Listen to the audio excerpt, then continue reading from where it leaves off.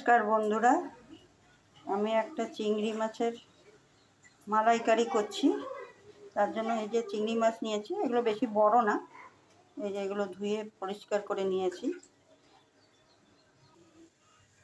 কড়াতে তেল দিয়ে দিয়েছি, এর মধ্যে গোটা গরম মশলা দিয়ে দিলাম।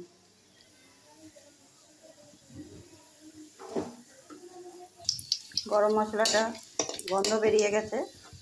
এর মধ্যে আমি দুটো গোটা রসুন আর আদা একসাথে পেস্ট করে দিলাম।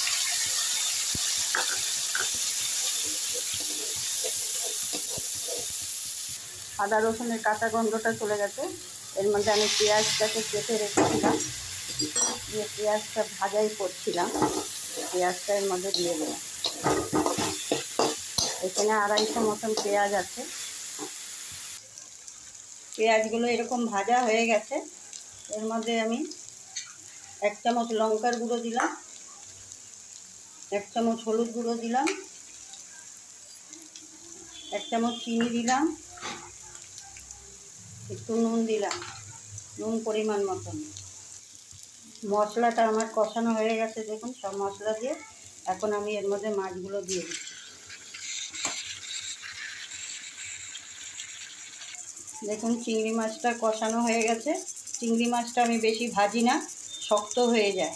আর একটু কম ভাজলে পরে তাহলে চিংড়ি মাছটা খেতে নরম লাগে। আমি এই যে নারকেলের দুধ করে রেখেছি, একটা নারকেলকে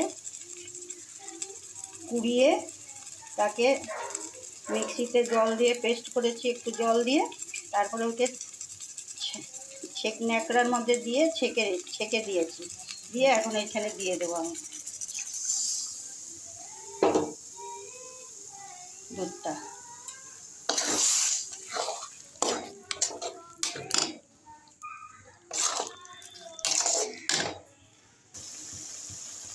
এই দেখুন চিংড়ি মাছের মালাইকারিটা হয়ে গেছে। আমি একটুখানি গরম মশলা আবার একটু দিয়ে ছড়িয়ে দিচ্ছি, দিয়ে আমি এখন গ্যাস বন্ধ করে দিচ্ছি। চিংড়ি মাছের মালাইকারি আমার এই অবধি শেষ হলো। দেখুন কেমন লাগছে। এমনি করে বানাবেন, খেতে হেভি টেস্টি লাগবে। আমাকে একটু সাবস্ক্রাইব করবেন, লাইক দিবেন, কমেন্ট করবেন। আমারও শুনতে ভালো লাগবে, দেখতেও ভালো লাগবে।